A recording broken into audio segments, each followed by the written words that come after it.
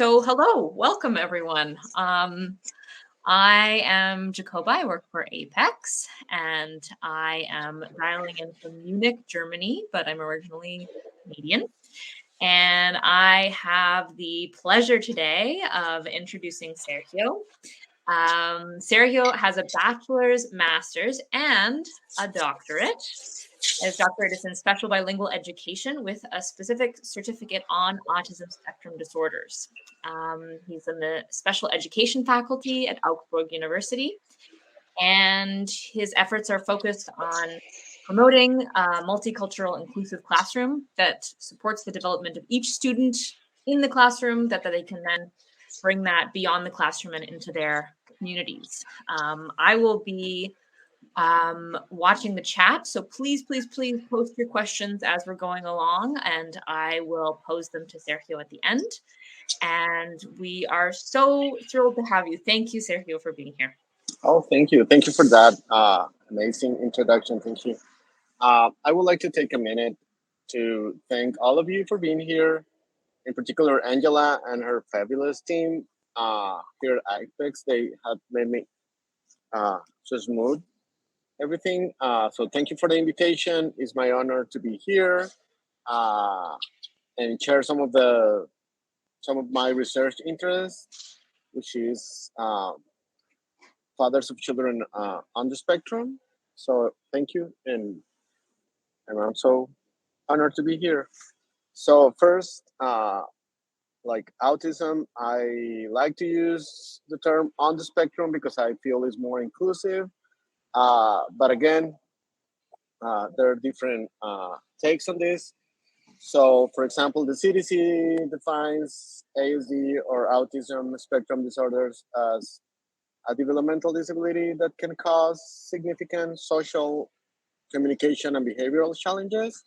Also, the CDC estimates that 1 in every 44 children will be diagnosed with autism here in the US, and this prevalence is just increasing every year. And something I've been looking at over the years is that there's a trend on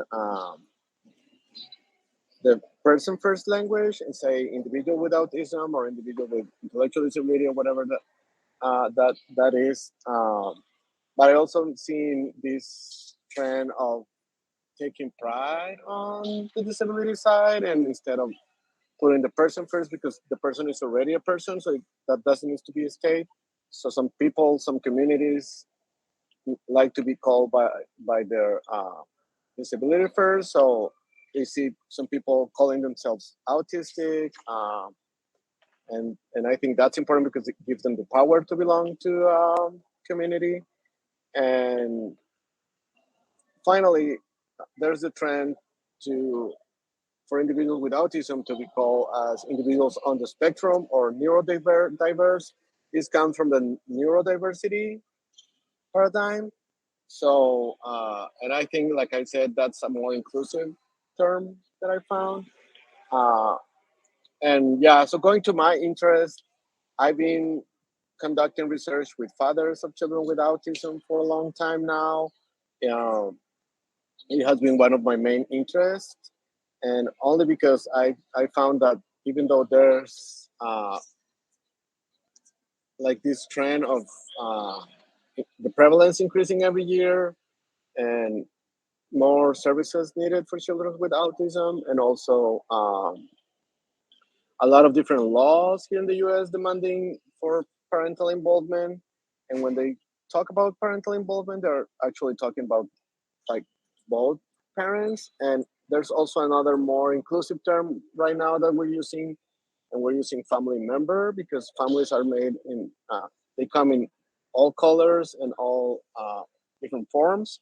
So when we say family members, we're including, like, some families may be like multi-generational families, so they may have like grandparents involved, maybe uncles, friends, neighbors, you name it. So when the laws like ESSA or IDA demands parental involvement, what they're actually asking is for the family of the individual with autism to be included in the planning, assessment, uh, and developing accommodations and modifications and everything like that. So, for example, IDA demands parents to have meaningful opportunities to participate. And by meaningful opportunities, what they're also saying is that they need to be inclusive and when it comes to like language and everything like that. So again, talking about parental involvement, parents have the right to participate in the IEP process from day one till uh, transition, which is when they're getting out of the IEP services. Uh, so every public agency has the obligation to accommodate for parents. So like public schools, libraries, and everything in between needs to accommodate for including parents and family members. Uh, also, uh, they have to provide information in the native language of these families. If it's the case that they speak another language different than English. Uh, Also, any documentation must be provided in parents' native language. Uh, and however, legislation is mandating for this parental involvement, still, this does not guarantee that parents will be meaningfully involved in their child's education. So while I was conducting my research, what I found is that a lot of professors, a lot of teachers, and other public uh, employees tend to think that fathers don't care about their child's education or they don't want to be part of it. So they rely more on mothers. But before moving to that point, I just want to define what father engagement means. So, father engagement is a process uh, to be actively participative in their child's welfare. Is when fathers decide to be part of the child, not only financially, but also like emotionally uh, and actively be involved in these different portions of the child well-being. Um, and some research has pointed out for the strong association between father engagement and student success.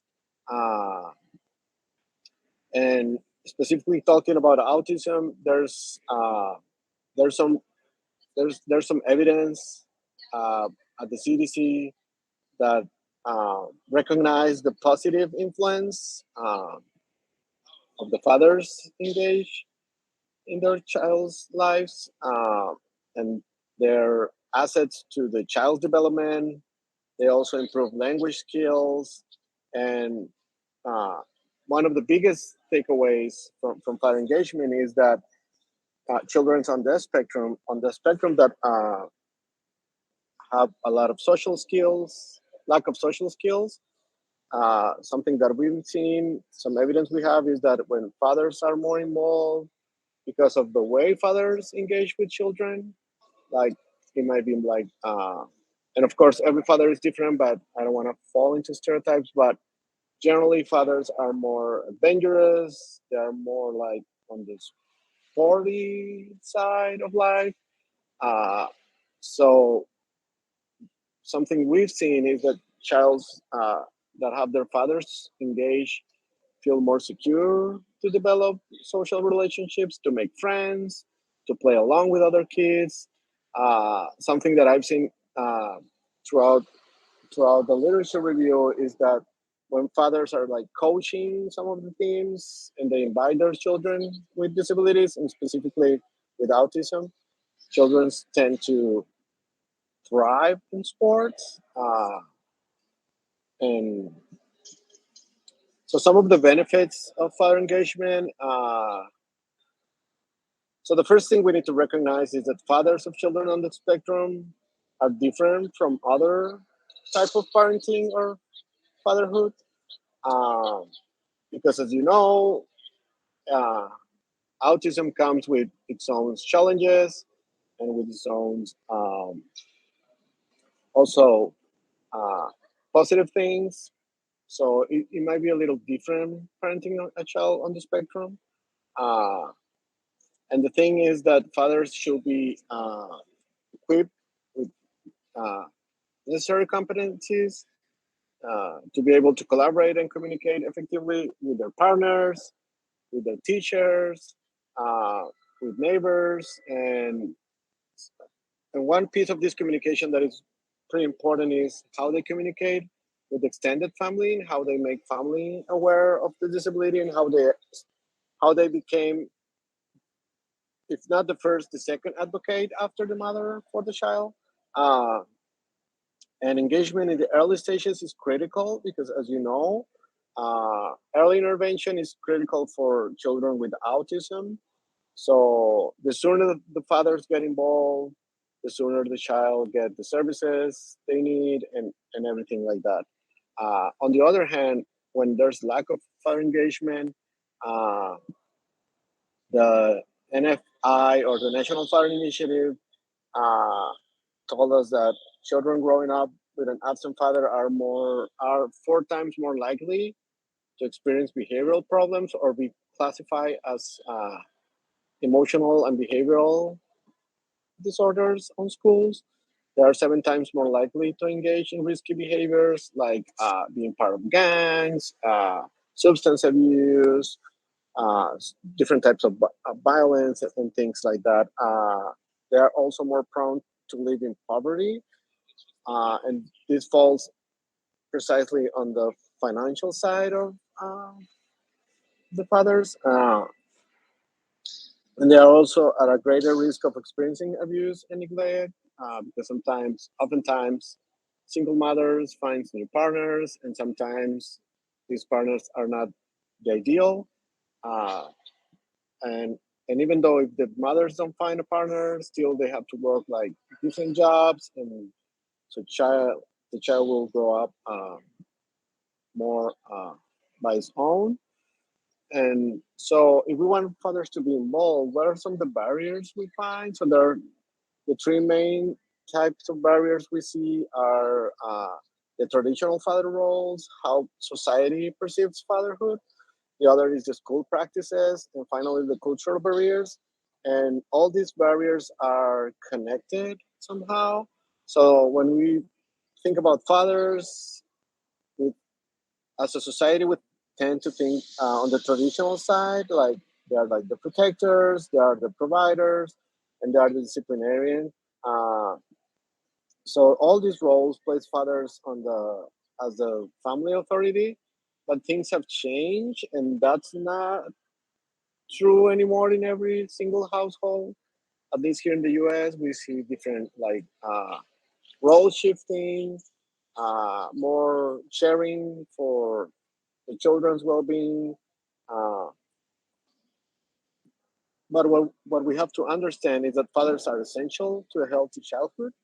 Uh, so we need to be aware as a society and be ready to recognize this new notion of fatherhood where being engaged is valued. Um, so more participation from the fathers. And that connects with the school practices because schools are still in their old ways very attached to the mothers. So when they think about calling for a parent for a PTA or something like that, they will automatically go with the mothers. So when it comes to educational decisions like IEPs or accommodations or services needed, they will automatically go with the mothers. And as we can see, some of the researchers found that mothers will be number one on the list as a point of contact. And sometimes schools they don't recognize that fathers actually want to be actively engaged. Nowadays, we see fathers from newer generations trying to be more engaged and more involved in different meetings and opportunities and things like that, school activities and everything like that. So that leads us to the cultural barriers we see. So, and of course, every father is different. They come from like in all colors and sizes. So we see parents from different ages, ethnicities, cultures, languages, different socioeconomic status, and some of them even in a different immigration status here in the U.S. Oftentimes, fathers who wants to be engaged, but language is a barrier. So they tend to be less involved only because they don't know the language, or maybe because of the immigration status, they don't want to be involved. They might be a little scared to be engaged with school, but that's just cultural. It doesn't mean like they don't want to. Uh, and also, these historical assumptions I was talking about before have created these cultural barriers and see fathers more like I said, like breadwinners or providers. So, but something I found throughout my research and the commonality is that fathers are key partners in student success. So some of the things that schools uh, need to start working on, or public services, is to promote father engagement from a cultural competence perspective, providing culturally responsive training for the personnel, like teachers, administrators, um, psychologists, and everything like that, because this will play a significant role. Uh, and something that fathers are demanding is that professionals to be more sensitive to fathers' perspectives and beliefs, and be more open to include fathers. Uh, some of the resources and supports. We also need to acknowledge that even though fathers have this traditional um, role of disciplinarian and strong and everything like that, we need to understand that fathers are also human, and there's a huge rate of stress, anxiety, and depression when raising a child with a disability, and that ratio may even be bigger for fathers of children with autism. Uh, so schools need to provide fathers with the adequate support and services. They need to have well-trained facilitators for that. Something I heard from my research from my participants is that uh, the thing that I call coffee and cookies. So they did have like services and support groups for fathers, but it was just coffee and cookies. So they were demanding like something more meaningful, more significant. Because another thing with fathers is that they are very time attached, and time is money. So if they want to invest some time in an activity, they want it to be meaningful. And I remember one of the fathers saying like, it's okay to vent out our feelings and how are we feeling, like like for example, my child has a tantrum during the grocery shopping or something, and made me feel bad because everybody was judgmental and giving me a bad look, or dirty look or something like that, and then saying, okay, so I connect with that. My child has done that to me, so I feel you, like you're sad, but also what I really want to do is I want to learn how you manage the situation, how you manage to lower down your child's tantrum. I want to learn how you manage talking with the community, with the people at the grocery market. So again, is this piece of being more functional, uh,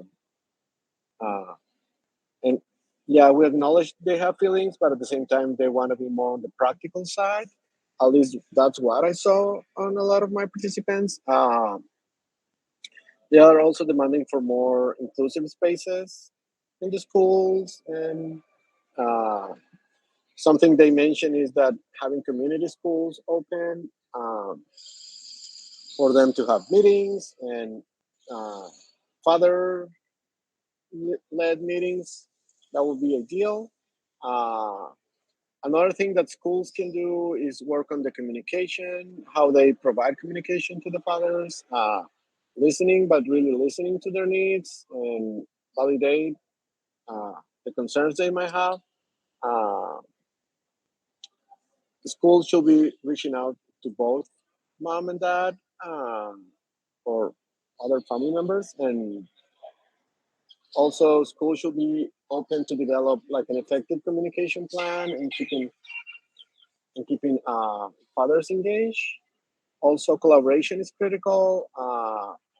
We, First thing is that these barriers need to be identified. School personnel needs to provide opportunities for meaningful collaboration, and those should be like father focused. And also, schools can create father and child bonding activities that allows fathers to engage with their children. Uh, and yeah, so that's that's all I have for today. But I'll be more than happy to entertain any questions you may have at this point. Thank you. Thank you, Sergio. That was really incredible to hear about your work and also about these findings that are rooted in research and in your experience with directly with participants. We've had a couple questions in the chat. I'll start with the freshest one, which is I'm also interested about your path. And it looks that photo I think would insinuate that that is your little one who looks very Yeah, cute. thank you. um, yeah, about your path and getting into this work. And the question from Kira is, can you tell us about your personal experience as a father of a child on the spectrum? Well, yeah, thank you for the question. I appreciate it. Uh, as you can see on the screen, there's my contact information, if anything, and also I have a picture of my family. So my baby boy is still pretty young. So I still don't know, even though like I like to think of myself as a specialist on autism, but uh, I still don't know if he will be on the spectrum. But I can talk for myself. When I was growing up as autistic, so it was very difficult to find the services. It was We didn't even know back then what autism was. It was still like this boom, like this what you call it, like the um, autism pandemic or something like that. I don't even remember how they call it back then, but I remember how hard it was for my father, and I remember like they didn't know what's going on with me, and he didn't got like he didn't get like a lot of services available or anything like that. So I always connected because I know, even though my father is human, he made a lot of mistakes, but he also did some really good things for me. So I always appreciate that, and I was always curious to. I wanted to learn more about it. I wanted to help more fathers because I now that I look back and I see all the struggles and everything he went to, because it was like going from one specialist to another and jumping back and forward and this and that. And at some point I was diagnosed with ADHD, and at some point it was undefined, and at some point I was perfectly fine. So it was like a roller coaster, and I remember all these feelings. And because he's from a different generation, he didn't he wasn't able to show his feelings. So that I don't know, that was very difficult for him, and he was taxating, I guess. So I just wanted to learn more about it and try to help more fathers that might be in the same situation, especially. Yeah, so that's why I dedicated my work uh, to the old man who made me who I am and got me here somehow. Yeah, Mm-hmm. thank you. I also love that you mentioned that the language is growing and changing, and that it's changing to family member and not just mom or dad. I have Mhm. two moms, and it was always Right. you know there was every form was dad, and it's really cool that the language in education is now changing to family member. Um, Yes. I also wanted to ask a question from the chat, which Hmm. is what are some specific ways that fathers can be involved in their child's therapy or education? Yeah. Thank you. Yeah, I think that's a great question, and I don't think there's just one answer. Because like every person is different, every situation is different. Mm, Uh, that's what I like. The other thing I like about language is talking about like the spectrum, because Mhm. autism is so broad, Yeah. and every individual is different. So every individual may need different things. Something I've seen that is very helpful is overall um, is this piece of being practical. And I'm not saying all fathers are the same, but being practical. And I remember this particular case I was working on. Um, like the mother was on denial, and she was like, "Oh no, no, no, our boy is fine," and blah blah blah. And he was like, "No, no, it's not." And then so they went to different specialists and everything like that. And when they got the diagnosis, it was like, okay, so now what? Like, let's stop whining, let's stop complaining, let's stop uh, blaming each other. It's nobody's fault. It's more like on the practical side, like what's next? What are we gonna do now? Mhm. So do we need to get this service? Do we need to go there? Do we need to, I don't know, like this or that or whatever it is?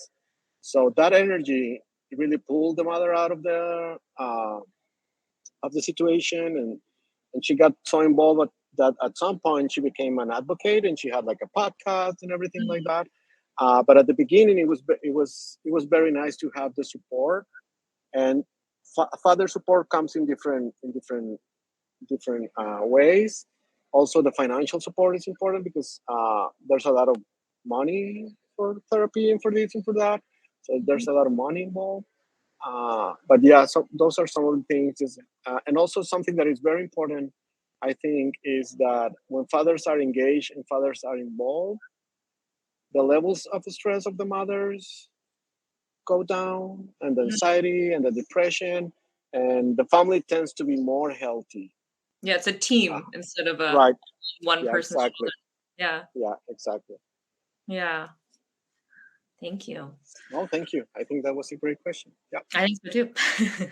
And the last one I see here is, you said in the presentation, of course, it can cause stress raising a child with special needs. What advice would you give fathers who are struggling to balance work and parenting, specifically when their child has special needs? Like how they manage time. Yeah, how they manage it, or what advice would you give when someone's feels like they're struggling?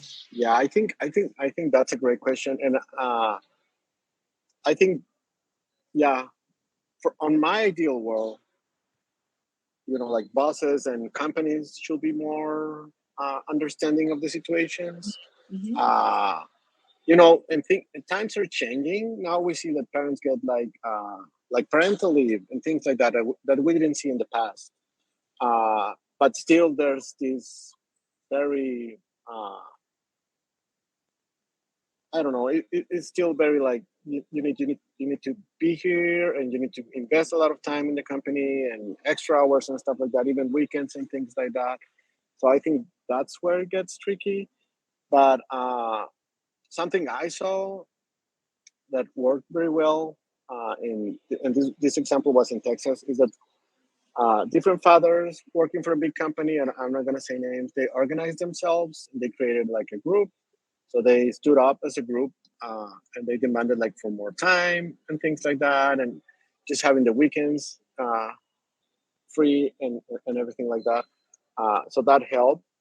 Uh, Also, I think it's important for fathers to be very open, I guess, and and draw a limit and say, I also have a personal life, uh, Mm, and yeah, because I think that's one of the huge, like the bigger barriers is employers sometimes. mm. Yeah. Uh, yeah, and also the only one other thing I would say is that this organization can also be taken to the schools and say, we are fathers, we are here, and we want to be part of our children's lives. And then schools start paying attention, right? And never underestimate the power of a coach or something like that, because I've seen beautiful work done there through sports with children. Um, Mhm. yeah, Mhm. but it's so difficult. Yep. Yeah. All right. Well, I feel like I could ask you 400 more questions, as could the people here, and you're such a treasure trove of information, but we're heading to the end of our time. I want to thank you again. This is such big work redefining what it means to be a father and fatherhood. It's such important work and it's so necessary right now. And particularly for autistic kids and kids with special needs. So we want to thank you a ton from the Apex side for your time and your wisdom and your excellent presentation. And I want to encourage everyone watching to go check out the rest of the speakers today, check out the expo booths, go into networking and meet people there. We're all here to meet each other, to connect, and we'd love to see you. Thank you very much, Sergio. Thank you. Thank you all. Take care, you guys. Take Bye. care. Bye-bye.